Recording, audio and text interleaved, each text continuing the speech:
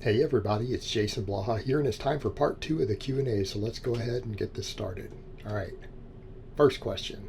What is your opinion on behind the back shoulder press, behind the back lat pull downs? Think you mean behind the head, brother, not behind the back. As far as lat pull downs, pull ups, I would never, ever, ever recommend them, and here's why. There is no advantage to doing so. There's actually no reason to think that you get any more muscle recruitment while being a counter-indicated exercise that's hard on your shoulders. So it's kind of silly to do it on lat pull downs or pull-ups. I would never recommend it. There's no point, right? There's no actual point. Now, overhead pressing, or as you're calling it, shoulder pressing, this one's a little more nuanced. The muscle fiber recruitment in the delts is actually seems to be superior based upon the data that we have. It does seem to be superior with a behind the head. But that's assuming you go all the way down and touch your traps. Okay, so here's where this becomes problematic. A lot of people do not have the shoulder mobility to do this. A lot of people do not have the shoulder health to do this. Now, ironically, even though I've suffered an impingement doing other stuff a year ago that I've rehabbed and everything else, I used to do these. I used to do these on camera and didn't really have problems with it. I've also done them as push presses.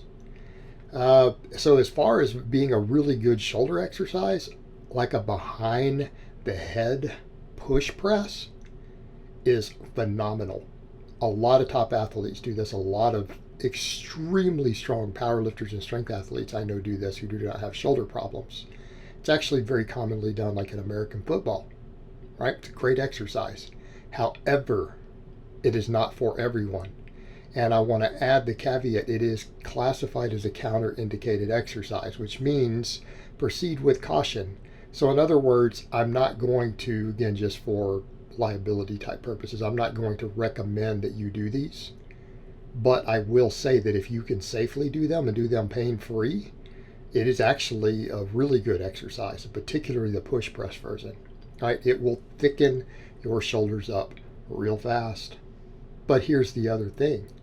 Couldn't we get just as good of benefits with the snatch grip high pull?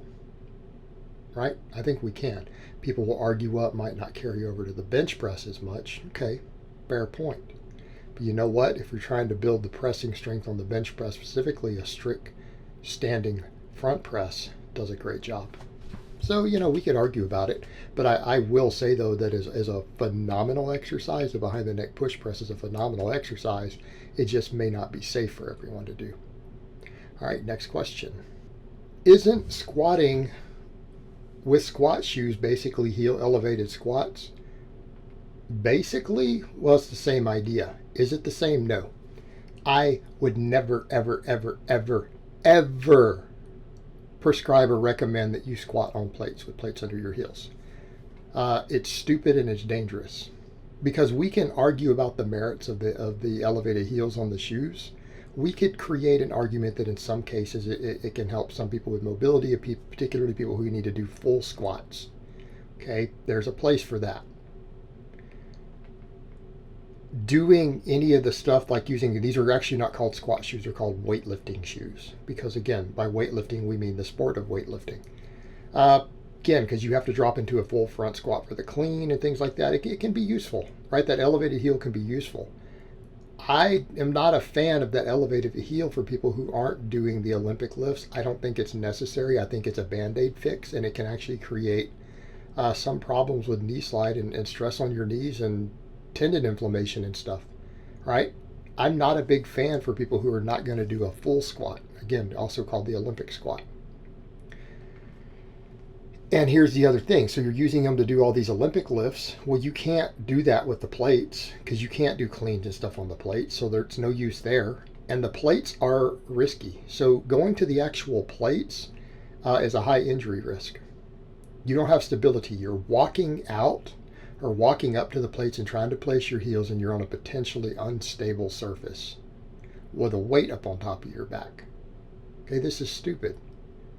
This is stupid. If you really and truly feel that you need to do a full squat and you struggle to reach the full ass to grass depth on it and you need the elevated heel, just get weightlifting shoes. Don't stand on a plate.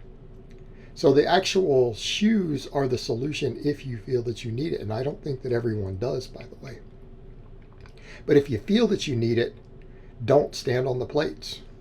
It's no real benefit.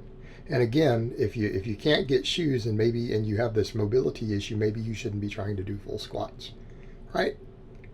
All you're doing is risking injury with the silly plate thing. I don't recommend it. So yeah, they're very different. Biomechanically, the idea is the same, but the plates cannot really replicate what the shoes do on all the other movements you use. Technically just the squats, and it's a risk of injury. Do you really need that extra half-inch of depth that badly that you're willing to risk injury to get it? Come on. Silly. So no, I don't ever endorse or advocate standing on the plates. I just can't do it. All right, next question, and I think it might be the last question of the week. At what point would you recommend someone start maxing on good mornings? You suggest they hit a certain weight for 3x10. This one's going to be nuanced. I don't necessarily base it on the weight, and here's why.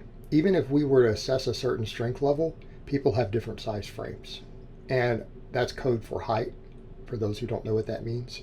He has a bigger frame, yeah, because he's 6'2" and that other guy's 5'6". That's why we have weight classes. So people say, oh, the amount of weight matters for strength. Well, no, the amount of muscle you have matters for strength, but that's going to be proportionate to your frame size, right?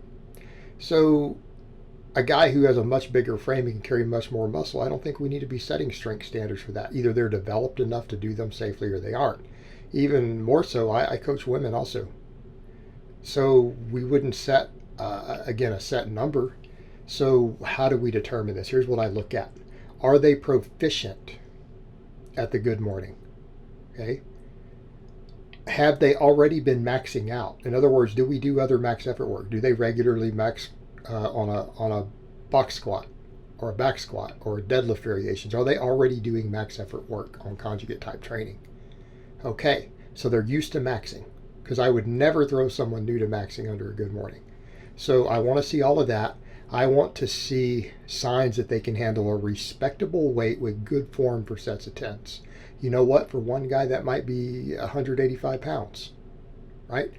Another guy, that might be 285, 315, okay? Whatever's a respectable good weight, and I can see signs that they have a strong core, they're good at bracing, they can do the movement correctly without rounding their back on the rep work. Okay, I want to see that they can brace correctly when they do it, that they can push their hips back correctly when they do it. And I want them to already have practice at maxing on other lifts. But if I see any sign that the person has weak erectors, weak low back, or they have weak abdominals, I'm simply not willing to risk having them max on a good morning yet. I'm not. I want to see those areas really strong before we attempt this. Okay, it's, in other words, I don't throw it at novice lifters. Even if I put novices on conjugate, we don't max on good mornings for quite some time, for obvious reasons. Just again, to reduce the risk of injury. But if they can safely do this, I don't consider it to be an injury risk. You guys have seen me do 555 pounds on it. I have clients who hit 500 plus, some of which you guys have seen. All right? So that's what I look for. All right, guys, well, that's really all I have to say on that today. I hope it's been informative, and I will talk to you guys next time.